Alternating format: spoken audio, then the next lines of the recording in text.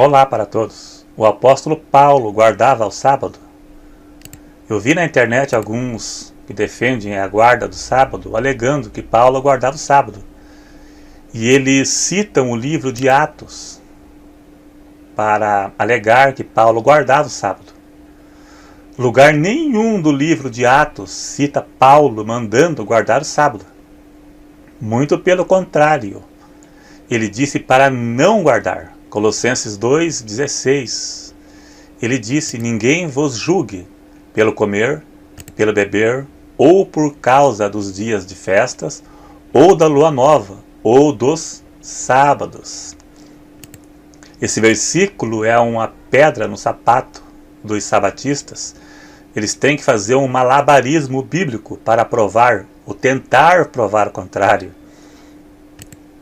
Veja que cita, nesse versículo, as celebrações do Velho Testamento, os dias sagrados de observância obrigatória no calendário judaico. O apóstolo Paulo ensina que estamos livres destas obrigações cerimoniais.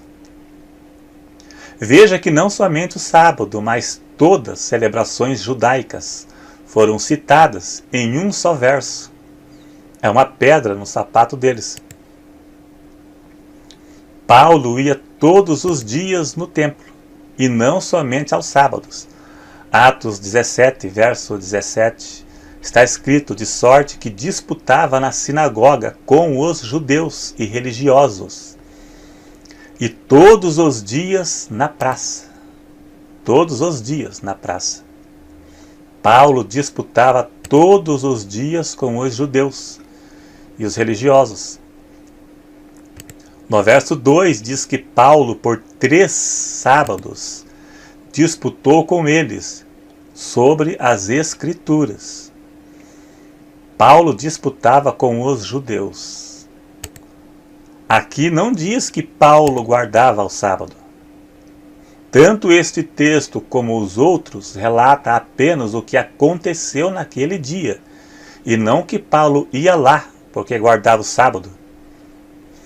Paulo estava aproveitando a oportunidade, pois os judeus iam lá todos os sábados. E por isso tinha um número maior de pessoas. Veja agora Atos 18, verso 4. Está escrito: e todos os sábados disputava na sinagoga e convencia a judeus e gregos. Ele disputava e convencia judeus e gregos. Ele ia lá com essa intenção. Ele aproveitava a oportunidade, e não para guardar o sábado, porque eles estavam lá naquele dia. Veja que disse na sinagoga. Sinagoga é o templo dos judeus. Paulo apenas estava aproveitando a oportunidade para convencê-los acerca do Evangelho. É a mesma coisa de alguém ir em um templo sabatista nos dias de hoje, num dia de sábado, e alguém julgar que você está guardando o sábado.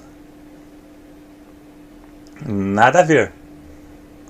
Colossenses 2,16 já diz que ninguém vos julgue pelo comer, pelo beber, por causa dos dias de festas, ou dos sábados.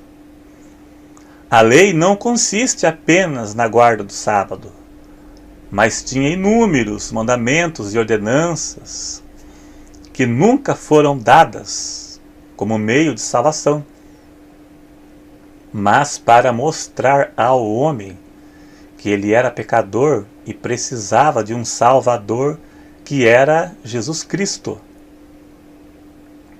Tiago 2, verso 10, está escrito: qualquer que guardar toda a lei e tropeçar em um só ponto, tornou-se culpado de todos. E os sabatistas dizem que Jesus guardou o sábado. Eles falam: Jesus guardou o sábado, mas não como era no Antigo Testamento. Aqui ele priorizava o ser humano e a obra de Deus. Tudo bem. Mas ele foi circuncidado ao 8º dia. Então eles também deveriam se circuncidar. Quem não guardasse o sábado deveria morrer. Eu nunca vi alguém condenado à morte por não guardar o sábado. Guarde bem na cabeça. Ninguém será salvo pela guarda do sábado. Isso não é meio de salvação. E nem faz parte da salvação de ninguém. Eu vi esses dias um próprio pastor sabatista aí na internet falando que ninguém vai ser salvo por isto. Mas se não guardar, daí ele não falou o resto, né? Ele não queria abrir o jogo, né? A verdade é uma só: ninguém vai ser salvo por guarda de sábado. Ninguém vai ser salvo por obras da lei. São obras mortas, cravadas na cruz, sem nenhum valor hoje. Ninguém será justificado diante de Deus por obras da lei. Gálatas 2:16 e vários versículos aí do Novo Testamento que falam acerca disto. Os verdadeiros adoradores adorarão a Deus em espírito e em verdade, e não em obras desnecessárias que não levam a nada. Isso não é meio de salvação. Quem guarda não será salvo por isto, e quem não guarda não vai se perder. Não tem argumento bíblico que prove. Se alguém ler algo, é mera distorção. Está cheio por aí. Uma certa pessoa citou Atos 25:8 para dizer que Paulo guardava o sábado. Lá diz assim: eu não pequei em coisa alguma contra a lei dos judeus, nem contra o templo e nem contra César. Paulo se referiu à lei moral. A lei era dividida em lei civil, cerimonial e moral, que a lei cerimonial que incluía o sábado, e a lei moral que vale para sempre.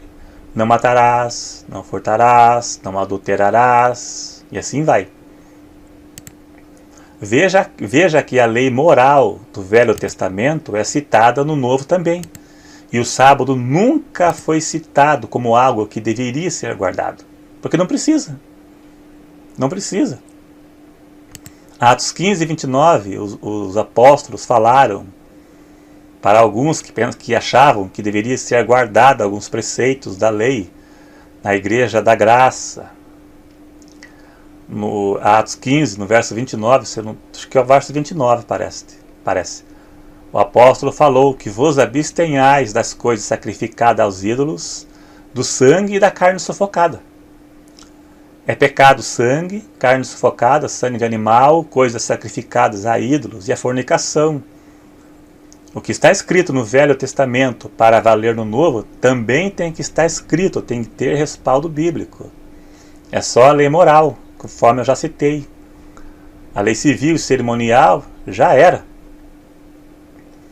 Agora, se a tua fé é fundamentada nos ensinos de Ellen White, do Adventismo, o que eu ensinei pouco vai adiantar para você.